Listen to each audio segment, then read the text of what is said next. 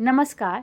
30 अप्रैल सुबह 6:52 पर बुधदेव मीन राशि से निकलकर मेष राशि में प्रवेश करने जा रहे हैं और 14 मई 2026 तक मेष राशि में ही विराजमान रहने वाले हैं। अब ये जो समय है 30 अप्रैल से लेकर 14 मई 2026 तक का, ये क्या कुछ बदलाव लेकर आने वाला है मकर राशि वालों के लिए। मकर राशि को अपने जीवन में क्या क्या प्राप्त होने वाला है, मकर राशि वालों को अपने जीवन में किन बातों का ख्याल रखना चाहिए इस गोचर काल के दौरान, इस सब की चर्चा आज की इस वीडियो में हम करेंगे। क्या उपाय आपको इस गोचर काल के दौरान करना है वो भी जानेंगे इस वीडियो के अंत में, इसलिए वीडियो के अंत तक जरूर बने रहिएगा। तो आइए बिना देरी किए हुए वीडियो शुरू करते हैं। ये राशिफल आप अपनी जन्म राशि और अपने लग्न दोनों के अनुसार ही देख सकते हैं।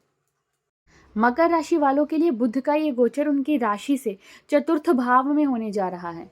बुध आपके लिए आपके भाग्य भाव के स्वामी और आपके छठे भाव के स्वामी होकर आपके चतुर्थ भाव में गोचर करने जा रहे हैं। प्रिय दर्शकों, इस गोचर काल के दौरान आपके वाणी में एक ऐसा प्रभाव आने वाला है कि लोग आपकी वाणी से जल्दी आकर्षित होने वाले हैं। आप अपनी बातों से अपने बहुत सारे काम बनाने वाले हैं इस गोचर काल के दौरान।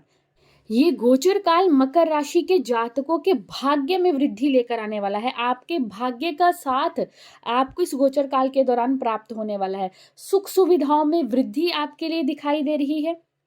भूमि, भवन, वाहन आदि के सुखों में भी इस गोचर काल के दौरान आपके लिए बढ़ोतरी रहेगी। अगर आप कोई भवन खरीदना चाहते हैं, कोई प्रॉपर्टी खरीदना चाहते हैं, काफ़ी लंबे समय से प्लान कर रहे हैं, तो इस गोचर काल के दौरान आपका ये कार्य बन सकता है। कोई वाहन काफ़ी लंबे समय से खरीदना चाहते थे परंतु कार्य नहीं बन रहा था, वो कार्य भी इस गोचर काल के दौरान आपका बन सकता है। यानी कि अच्छा वाहन, अच्छी भूमि आप इस गोचर काल के दौरान खरीद सकते हैं। और अगर आपका ये कार्य अटका हुआ है जहाँ पे आप कोई प्रॉपर्टी बेचना चाहते थे, वो भी कार्य इस गोचर काल के दौरान बन सकता है। यानी कि प्रॉपर्टी खरीद और बेच दोनों के लिए ये समय अच्छा रहेगा। ध्यान रखना होगा आपको अपनी माता के स्वास्थ्य का। माता के साथ अपने रिश्तों को भी अच्छा बनाने का प्रयास करना होगा और माता के स्वास्थ्य का भी आपको इस गोचर काल के दौरान अवश्य ख्याल रखना चाहिए। अगर माता के साथ आपके संबंधों में किसी प्रकार की परेशानी चल रही है तो आपको आगे आकर अपनी माता के साथ अपने रिश्तों को अच्छा बनाने का प्रयास इस गोचर काल के दौरान अवश्य करना चाहिए। कार्य क्षेत्र में ये गोचर काल आपको तरक्की प्रदान करने वाला रहेगा। अगर आप जॉब करते हैं तो भी ये गोचर काल आपके लिए बेहद उन्नति प्रदान करने वाला है। कार्य क्षेत्र में आपको प्रशंसा प्राप्त हो सकती है। जहां आप कार्य करते हैं, आपके सीनियर्स आपके कार्य की सराहना कर सकते हैं इस गोचर काल के दौरान। कारोबारियों के लिए भी ये समय उन्नति प्रदान करने वाला, लाभ प्राप्त करने वाला आपके लिए ये समय रहने वाला है। नया कारोबार अगर आप शुरू करना चाहते हैं तो ये समय बेहद अच्छा रहने वाला है। अपने कारोबार को एक्सपेंड करना चाहते हैं तो भी ये समय आपकी फेवर करने वाला रहेगा।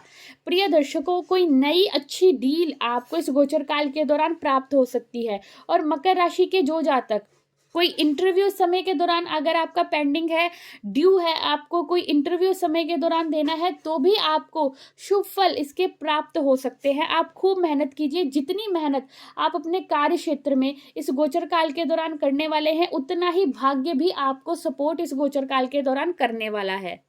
प्रतियोगी परीक्षाओं की तैयारी करने वाले मकर राशि के जातकों के लिए भी ये समय अच्छा रहने वाला है। आपको प्रतियोगी परीक्षाओं में शुभ परिणाम अपनी मेहनत के प्राप्त हो सकते हैं। तो ये समय जो है वो मकर राशि के जातकों के लिए इंटरव्यू के लिए भी फेवरेबल रहने वाला है। और एग्जाम्स भी अगर आपके हैं तो आपकी मेहनत के शुभ फल आपको इस गोचर काल के दौरान प्राप्त हो सकते हैं। बुध की जो दृष्टि है वो आपके दशम भाव पर रहने वाली है। तो ये समय, जैसे मैंने आपको पहले ही बताया, कि कार्य क्षेत्र में आपको तरक्की देने वाला रहेगा। और अगर आपकी प्रमोशन वगैरह रुकी हुई थी, आप प्रमोशन के लिए ट्राई कर रहे हैं, तो भी ये समय आपके लिए शुभ परिणाम देने वाला रहेगा। आपको इस गोचर काल के दौरान अपने कार्य क्षेत्र में तरक्की प्राप्त हो सकती है, प्रमोशन प्राप्त हो सकता है।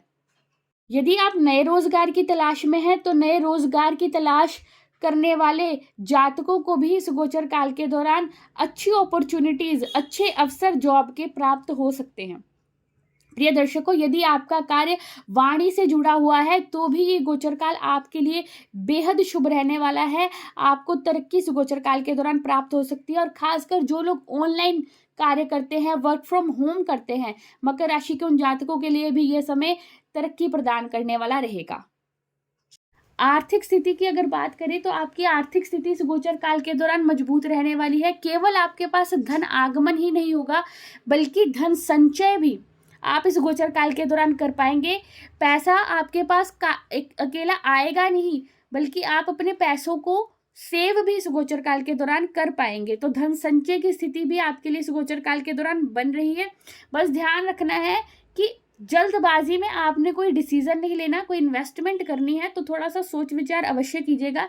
जल्दबाजी में या भावनाओं में आकर आपने इस गोचर काल के दौरान कोई धन निवेश नहीं करना है। अच्छे से सोच विचार कर ही धन निवेश कीजिएगा। लव रिलेशनशिप की बात करें तो प्रेम जीवन के लिए भी ये गोचर काल बेहद सकारात्मक रहने वाला है। इस गोचर काल के दौरान आपका प्रेम जीवन अच्छा रहेगा, प्रेम जीवन में मजबूती आएगी, और अपने लव पार्टनर के साथ जो आपका रिश्ता है वो और मजबूत होगा और गहरा होगा। दाम्पत्य जीवन की भी अगर बात करें तो दाम्पत्य जीवन के लिए भी आपके ये गोचर काल अच्छा रहने वाला है। आप अपने परिवार से इस गोचर काल के दौरान अधिक जुड़ा हुआ महसूस करेंगे। क्वालिटी टाइम अपने जीवन साथी के साथ आप इस गोचर काल के दौरान व्यतीत कर सकते हैं, और आपका जो दाम्पत्य जीवन है उसमें मिठास इस गोचर काल के दौरान आने वाली है। एक और बात का ख्याल आपको इस गोचर काल के दौरान रखना है कि किसी प्रकार के वाद विवाद में आपने नहीं पड़ना है। वाद विवाद से खुद को अवश्य इस गोचर काल के दौरान आपको बचाना होगा, और किसी और के टॉपिक पर, किसी और के मसले पर तो आपने बिल्कुल भी वाद विवाद नहीं करना है, बीच में नहीं पड़ना है। तो ये बात का अवश्य ख्याल आपको इस गोचर काल के दौरान रखना होगा।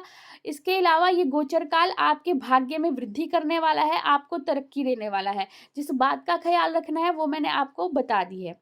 स्वास्थ्य के दृष्टिकोण से देखा जाए तो ये समय आपके लिए सामान्य रहने वाला है। स्वास्थ्य को लेकर ज्यादा चिंता नहीं है। हाँ, माता के स्वास्थ्य का जरूर आपको इस गोचर काल के दौरान ख्याल रखना है। अपनी माता के स्वास्थ्य को लेकर लापरवाही बिल्कुल नहीं करनी है।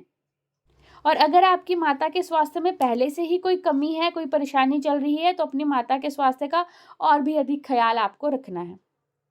बात कर लेते हैं उन 2 उपायों की जो आपको इस गोचर काल के दौरान अवश्य करना चाहिए, ताकि आपको इस गोचर काल के शुभ फल प्राप्त हो सके।